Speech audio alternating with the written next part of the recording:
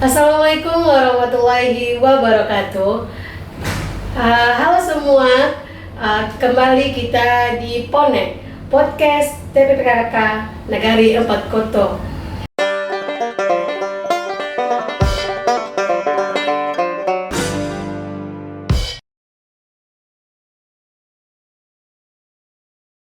Hari ini kita kedatangan tamu spesial, yaitu Ketua Bidang 1 TPPKK Kabupaten Dharmasraya. Baik, hari ini saya Amel akan memandu podcast hari ini. Silakan Ibu memperkenalkan diri Ibu. Assalamualaikum Amel. Waalaikumsalam Ibu. Ya, assalamualaikum semua. Saya Rafneli Rafki atau biasa dipanggil Ibu Neneng mungkin ya ada. Iya, saya adalah Ketua Bidang 1 PPKK Kabupaten Dharmasraya. Iya Ibu. Apa kabar Ibu? Alhamdulillah baik. Ini saya mengapresiasi nih PKK Kabupaten aja belum punya seperti ini podcast. Iya, Jadi Ibu. saya setelah melihat ini saya sampaikan ini Kabupaten harus juga punya podcast. Gitu. Jadi saya apresiasi. Iya, terima kasih Ibu. Baik Ibu, selanjutnya izin kami bertanya ya Ibu tentang PKK ya Bu. Iya. Baik Ibu, bagaimanakah peran Ibu sebagai Ketua TPPKK Bidang sebagai Ketua TPPKK Bidang 1 Ya. Kabupaten Dharmasraya Ibu? Iya. Ya begitu. Jadi PKK itu memang secara organisasinya memang ada ketua umum, ada ketua 1, 2, 3, dan 4. Nah kebetulan saya di ketua 1. Iya Ibu. Nah ketua 1 ini juga sekaligus mewakili ketua dan kemudian tugasnya adalah tentu saja mengorganisir semua mengorganisir semua pokja yang ada, pokja 1, 2, 3, 4 Iya, yang Ibu. ada di PKK, dan juga sekretaris dan keuangan. Jadi mungkin untuk ke dalamnya internalnya itu memang lebih banyak dari pokja 1 Pokja yang 1. juga bekerja. Di samping juga ada tugas lain bahwa memang untuk pokja 1 ini, untuk bidang 1 ini juga selalu mensupervisi pokja 1 yang ada di TPPKK Kabupaten gitu. Dan ini yang terjadi sehingga memang penguatan yang akan dilakukan oleh pokja 1 itu adalah menjadi tugas juga dari ketua bidang 1 gitu. Oh, baik Ibu. Selanjutnya Ibu, bagaimanakah strategi yang Ibu terapkan Ibu untuk pengaplikasian tentang bidang paredi Ibu di Iya. masyarakat? Memang seperti saya katakan bahwa PKK ini sudah berbeda ya dengan PKK Iya, Bu. lama. PKK baru ini dia juga punya kegiatan per 5 tahun ke depan apa, Iya Bu. dan kemudian ada jangka pendek, jangka menengahnya itu, kemudian ada jangka panjang. Nah jangka menengahnya adalah, kenapa saya katakan menengah, karena ini 5 tahun ya. Iya. 5 tahun. Kalau jangka panjangnya tentu saja kesejahteraan keluarga. Tapi kalau ini di jangka menengahnya, khusus untuk pokja 1 itu program unggulannya adalah ready ya, pola Iya. asuh anak remaja di era digital. Nah kalau kita bicara anak remaja, itulah adalah anak yang sudah melewati usia anak-anak. Jadi mungkin sudah kita katakan dia sudah melewati 15 tahun ya, mungkin 15 Iya, Bu. tahun, tapi belum dewasa karena dalam undang-undang dewasa itu 21 tahun. Itu yang katakan remaja. Nah itu adalah definisi remaja. Sedangkan definisi daripada era digital adalah pada saat ini bagaimana semua kemajuan telah dijalankan, sudah ada di masyarakat, baik apapun itu, belanja pakai digital, pendidikan juga pakai digital. Iya. Apalagi semua pakai digital, malah pendidikan mungkin pakai AI, pakai ChatGPT dan lain-lain. Sehingga memang ini menyebabkan, menurut saya ada hal yang harus kita perhatikan ketika anak kita remaja tadi, di mana dia, dan apalagi di Gen Z ya. Iya Bu. Gen Z itu dikatakan bahwa adalah anak yang paling rapuh, yang banyak bunuh diri, itu adalah Gen Z. Gen Z, Itu ya. katanya yang hasil penelitian. Sehingga menurut saya di era Gen Z ini dan di satu segi bahwa itu tadi anak kita cukup rapuh, tidak bertahan seperti periode-periode sebelumnya. Sementara di sekarang ada digital. Sekarang ada digital. Di era digital itu misalnya dengan handphone saja kita bisa melihat semua. Tidak ada batas. Tidak ada batas di dunia maya, semua orang kita melihat. Semua anak bisa melihat. Semua anak tetap bisa melakukan apapun. Sementara di satu segi anak remaja kita ini mungkin belum sepenuhnya dewasa, dan juga sementara ini belum bisa juga mengontrol dirinya dengan baik. Kita katakan anak remaja itu, anak yang sedang berkembang itu adalah anak yang mungkin tingkat emosinya masih labil. Kemudian yang kedua adalah mungkin yang dia belum bisa menyelesaikan problem solving, jadi belum bisa menyelesaikan masalah secara mandiri. Kemudian pada usia ini masih bisa banyak mainnya, atau kemudian masih banyak terbawa oleh teman. Jadi belum bisa menentukan sikap secara dewasa dan secara mandiri. Inilah kalau kita setelah mengetahui apa yang dikatakan remaja kemudian era digital, maka menurut saya untuk bisa melakukan pendidikan strategi untuk bisa dapat menjalankan program prodi ini, menurut saya itu dimulai dari tiga fase. Saya membaginya fase.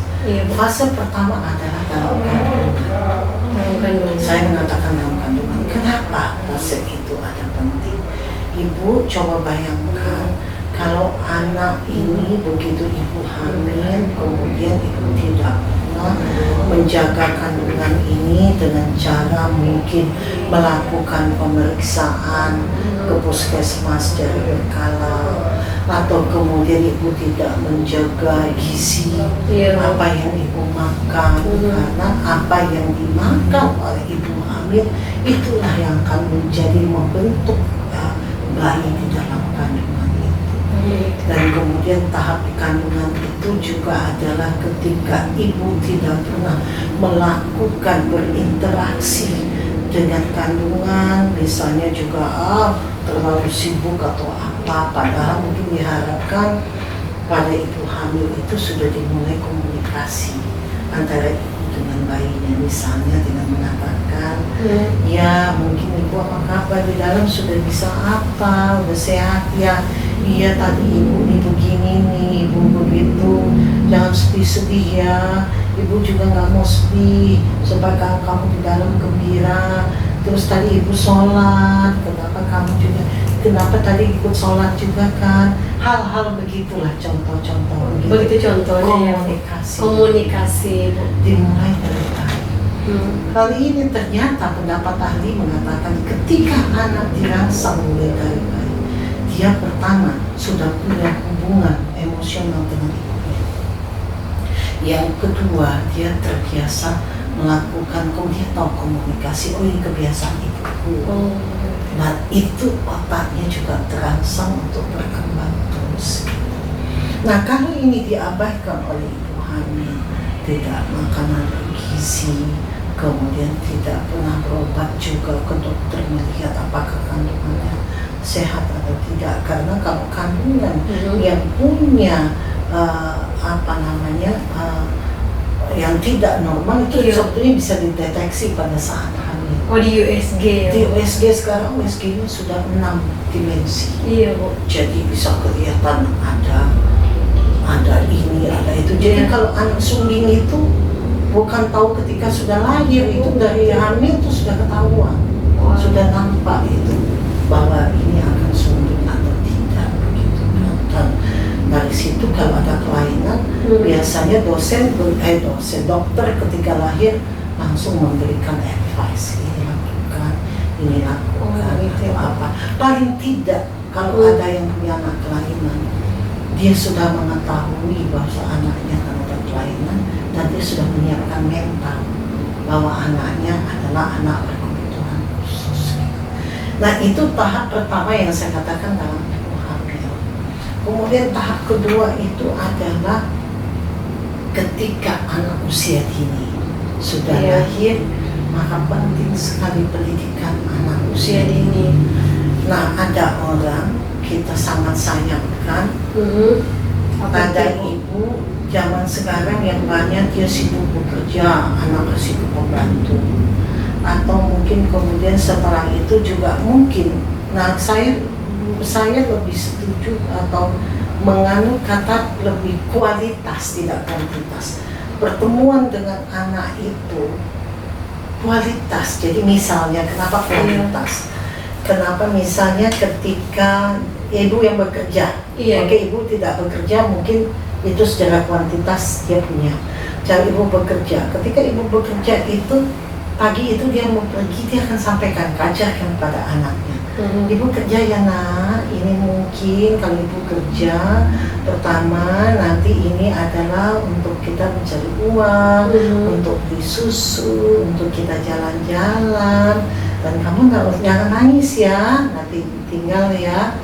Nah, anak kalau lama-lama kan dikatakan begitu, dia juga akan tahu, dia akan ingat di kepalanya, oh iya, ibu saya bekerja. Tapi jangan kemudian setelah ibu bekerja pulangnya malam, sudah itu ngurumpi pula sama teman-temannya, tidak ada lagi waktunya. Maka ketika sudah bekerja, kembali ke dalam sudah pekerjaan, tanya lagi kepada anak, tadi sudah makan apa? Jadi makan apa? Enak enggak? Besok mau dimasukin itu lagi apa enggak? Oh, perhatian Perhatian atau nanti lagi enggak? Gitu. Dan kemudian setelah itu mandikan anak. Ketika anak dimandikan itu adalah interaksi terbaik antara ibu dan anak. Ada bondingnya ya. Ada bondingnya, itu interaksi. Sambil mengatakan, ayo ini begini, sambil nyanyi-nyanyi sambil anak, dan bagi anak itu sudah menstimulus otaknya untuk berkembang. Itu stimulasi yang sangat Stimulasi yang bagus besar untuk kita. Dan kemudian malam, kemudian sampai tidur, biasakan tidur sama anak, bacakan dongeng.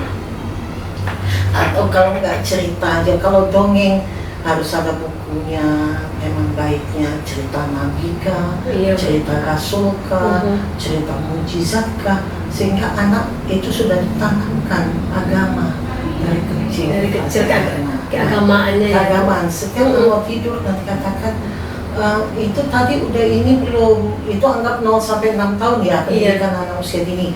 Sekarang pendidikan anak usia dini itu jadi 0 sampai 8 tahun. Pemerintah udah memperpanjang ya, Bu.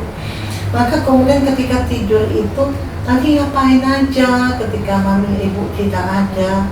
Oh tadi aku main ini, main itu. Nah ketika anak menyampaikan itu, pertama tanggapi, oh ini loh, beri respon anak. Selalu berrespon positif. Jangan bilang, oh itu nggak boleh, itu tidak boleh begitu. Maka anak jadi penakut. Maka respon positif, oh iya, bagus ya, besok dimainkan lagi. Tapi hati-hati ya, jangan sampai nanti loncat-loncatnya terlalu tinggi, nanti jatuh atau ini. Dan kemudian bacakan dongeng yang sifatnya adalah edukatif. Sehingga dia mendidik, sehingga pada saat itu dia berpikir selalu setiap hari ketika orang tuanya mendongengkan, dia mendapat ilmu baru. Nah itu usia dini saya. Kemudian ada yang dikatakan dengan usia sekolah. Sekolah itu usia sekolah. Sebetulnya usia dini sekarang itu sudah di usia sekolah juga ya, tapi mungkin sudah bisa dikatakan bahwa dia sudah lebih besar. Nah di usia sekolah juga begitu. Di usia sekolah menurut saya juga harus ada interaksi. Misalnya ketika mungkin tadi ibunya pergi, kemudian yang perlu sekali jangan lupa di 0 sampai 6 tahun itu adalah gizi anak. Jadi gizi anak, maka jangan lupa ketika memang pun ibu bekerja, jangan lupa selalu masakkan dulu anak.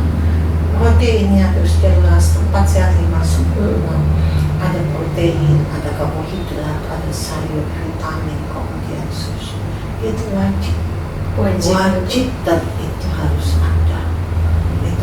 ada. Dan kemudian setelah itu dia di usia sekolah yang lebih tinggi, mungkin kemudian kita mulai, si ibu itu mulai mengatakan, makanya selalu saya katakan yang madrasah ula yang di rumah tangga yang akan menjadi pendidik terbaik itu adalah ibu.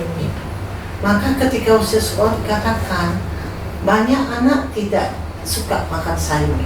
Iya, Bu. Kenapa? Karena tidak pernah diajari dari awal makan sayur. Dan anak harus dididik bahwa jangan sama ayam saja ada sayurnya dan ada nasi, sehingga nanti dia akan terbiasa mengatakan, oh ini belum cukup. Oh begitu. Saya kalau sama ayam sama nasi aja belum cukup, vitamin C-nya tidak ada, Oh, tidak ada dan vitamin itu C. ada di sayur.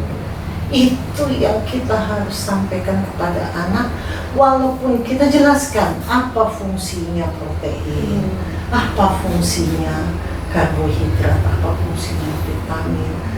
Awal mungkin anak tidak suka ya, nggak enak atau apa. Tapi kalau nanti kita sampaikan, mau jadi kuat nggak? Mau kayak Popeye nggak? Ayo makan bayam.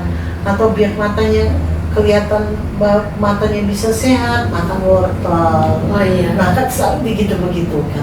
Lama-lama kebiasaan di usia dini ini akan terus berkembang pada saat usia sekolah. Nah dia terbiasanya dia akan terbiasa selalu akan makan begini. Nah akan begitu dia akan makan, oh ini yang disuruh.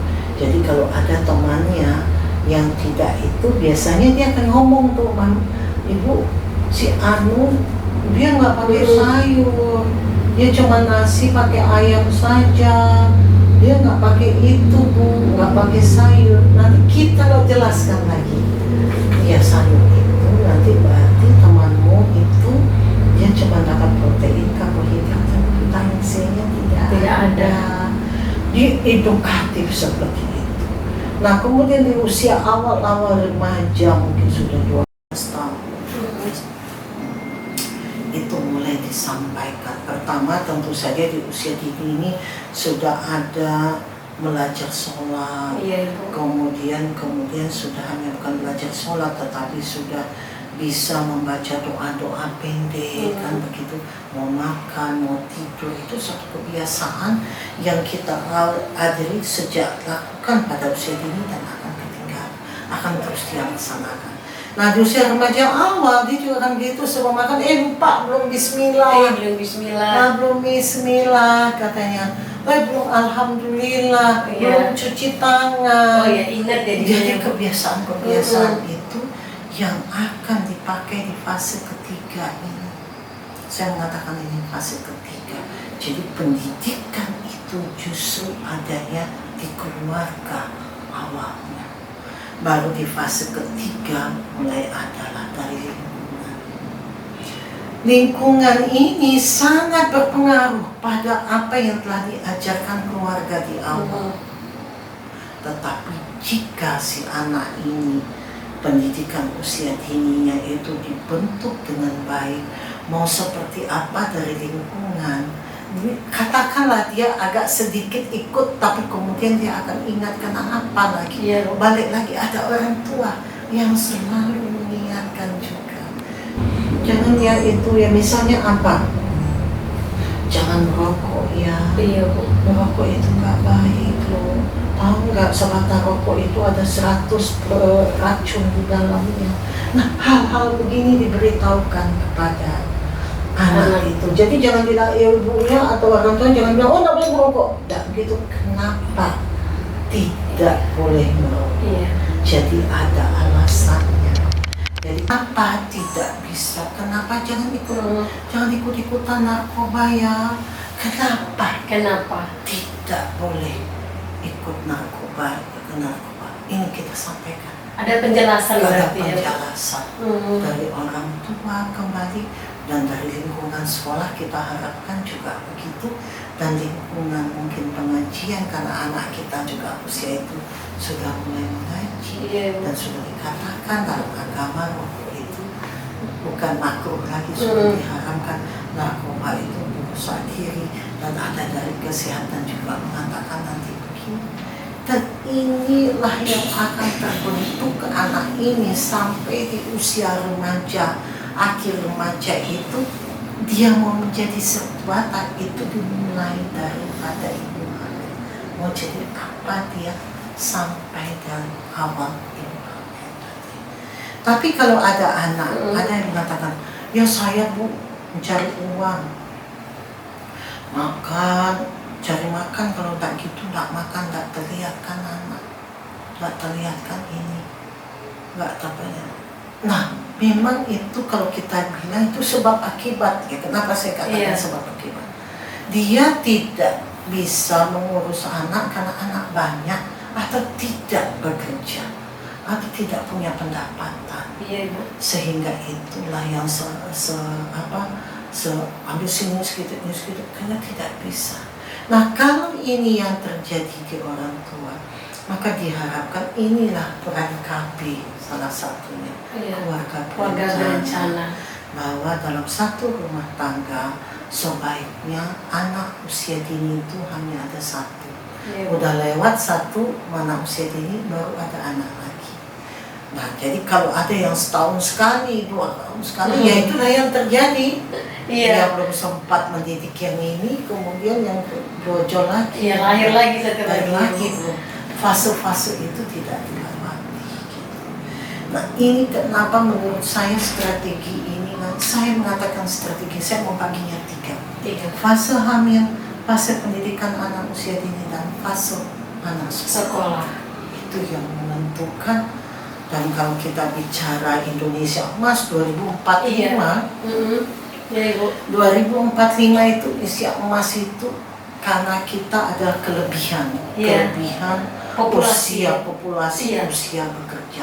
Tapi coba bayangkan, kalau memang kelebihan populasi yang muda usia bekerja itu adalah berkualitas yang baik, pendidikan yang baik, maka memang akan menjadikan pendapatan negara kita bertambah.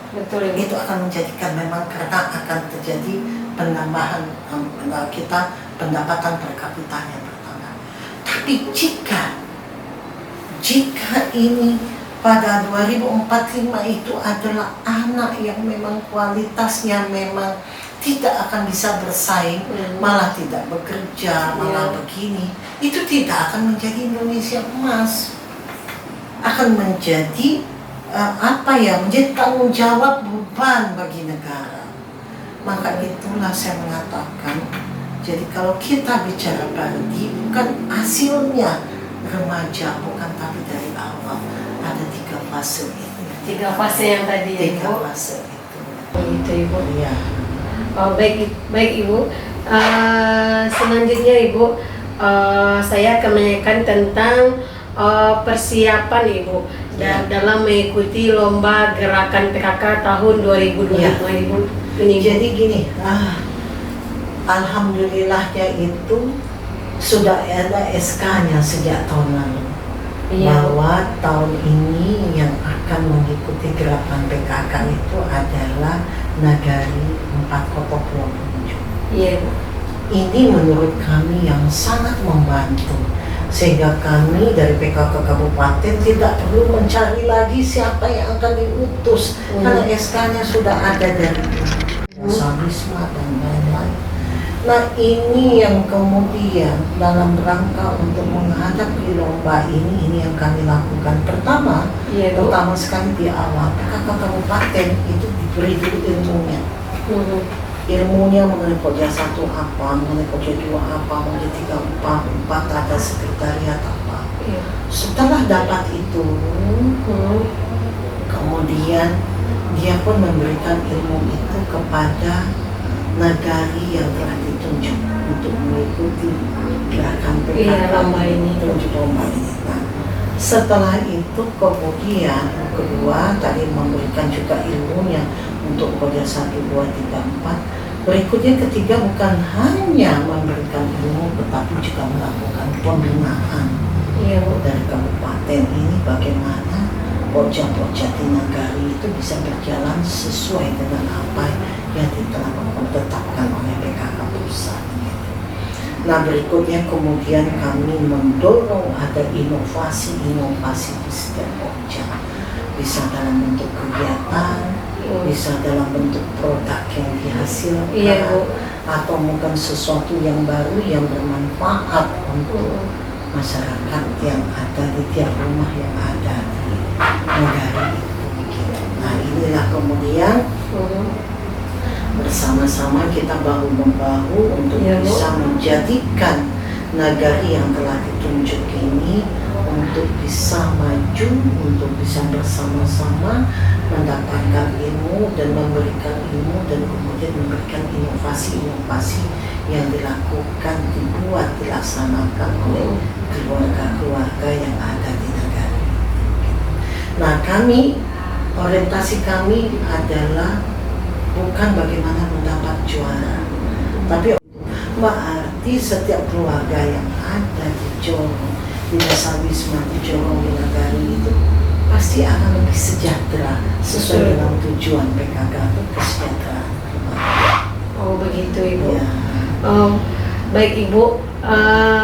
Selanjutnya Ibu, saya akan menanyakan tentang bagaimana Ibu cara Ibu menghadapi kemajuan di era digital saat ini Ibu. Ya. Positifnya Iya Bu. pasti ada dampak positifnya. Pertama adalah sekarang PKK-nya sudah PKK baru, Iya. semuanya juga dilakukan dengan digital. Iya. Dasa Wisma sekarang digital dan kita bersama Kominfo sudah buat digitalisasi Dasa Wisma itu dan sudah jalan. Berarti Desa Wisma online Ibu. Dasa Wisma online Iya. sudah jalan di tangan saya.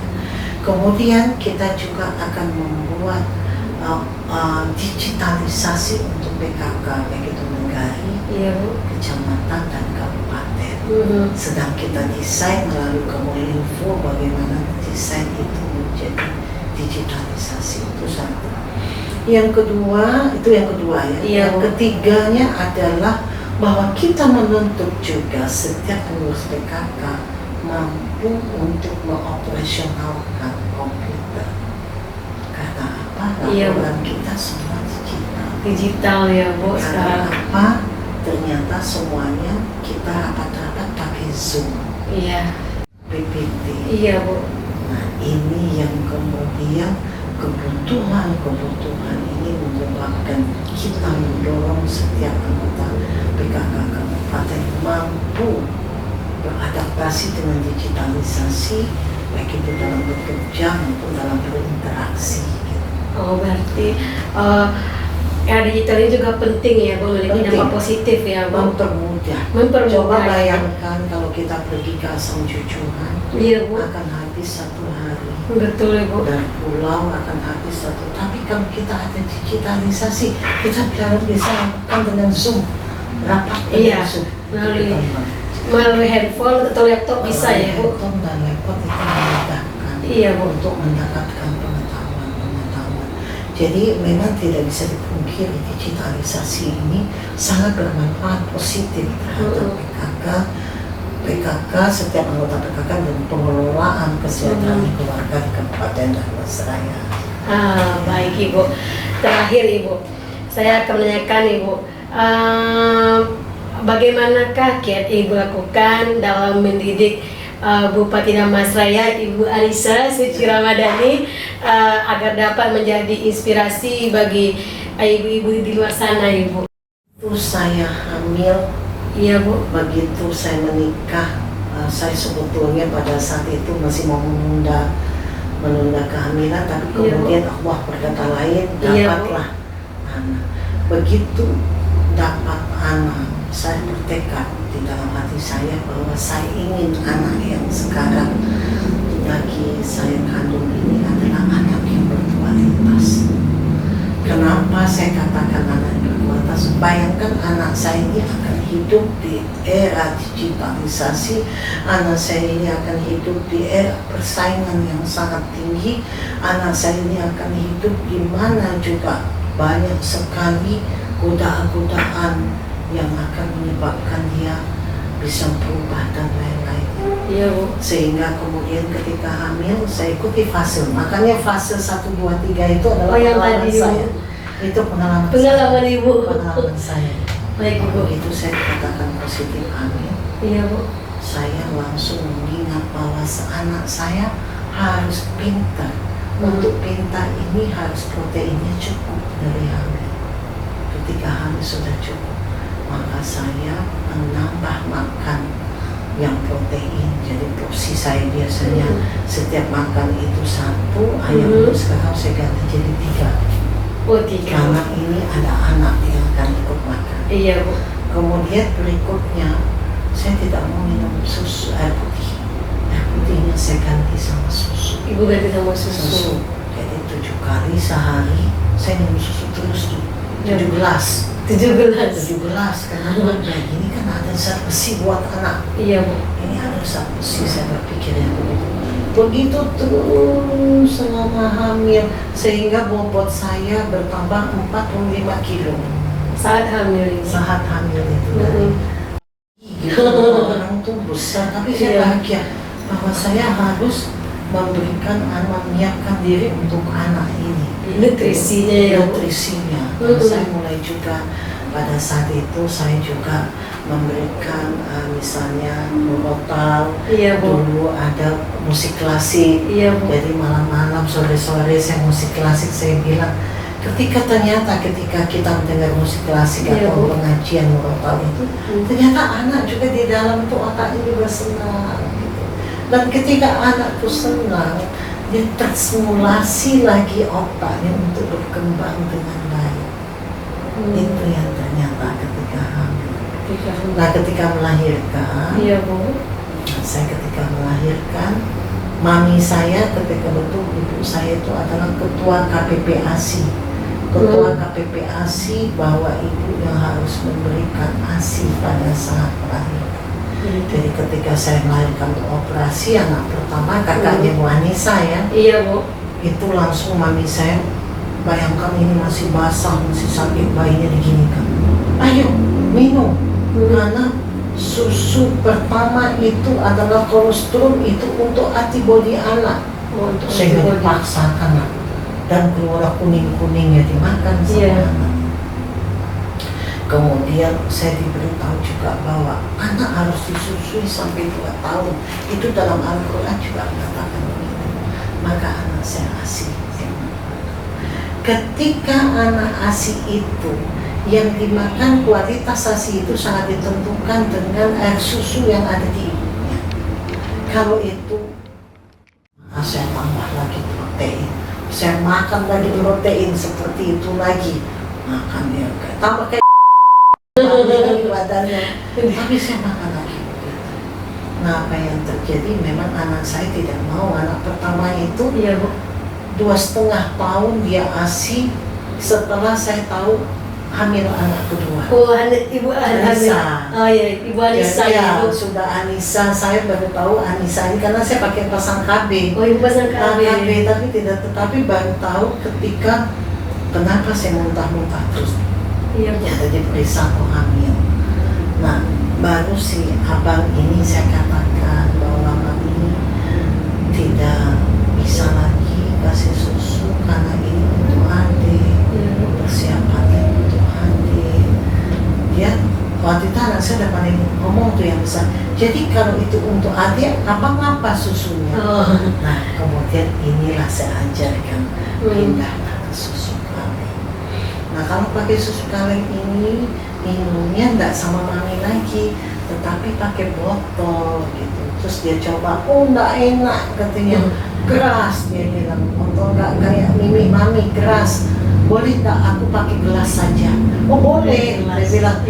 Dan ibu Amel, apapun yang saya lakukan dari 0 sampai sekian saya selalu konsultasi dengan dokter anak. Apa yang saya mesti makan, apa yang ketika anak saya disapih itu juga apa katakan, bagaimana saya mengatakan itu ada konsultasi terus bersama dokter ya, Bu. Sama dokter anak itu harus lakukan. Nah, kemudian lahirlah hamil Anissa, ya saya pakai yang pertama itu fase 1, fase 2, fase 3. Kemudian sudah punya pengalaman.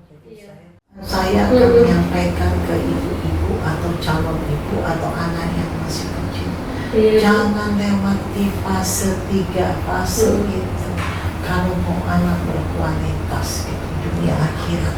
Ya, itu fase pentingnya ya, Masih Bu. penting, terutama gizi dan apa itu. Hamil, usia dini, dan usia sekolah ya, Bu. Ya, hamil, usia Dini, dan usia sekolah sangat penting ya itu, sangat Ibu. penting sekali. Baik, Ibu. Tibalah pemirsa, saatnya kita untuk mengakhiri podcast hari ini bersama Ibu Ketua Bidang 1 TPPK Kabupaten Damastraya, Ibu Neneng ya Ibu. Terima kasih Ibu atas waktunya Ya, Ibu. terima kasih. Telah mau berbincang bersama kami di Ya. di Ponek Ibu, podcast TPPK Negara 4 Koto. Terima kasih Ya, Ibu. terima kasih. Assalamualaikum. Assalamualaikum warahmatullahi wabarakatuh. Sampai jumpa lagi. Dah.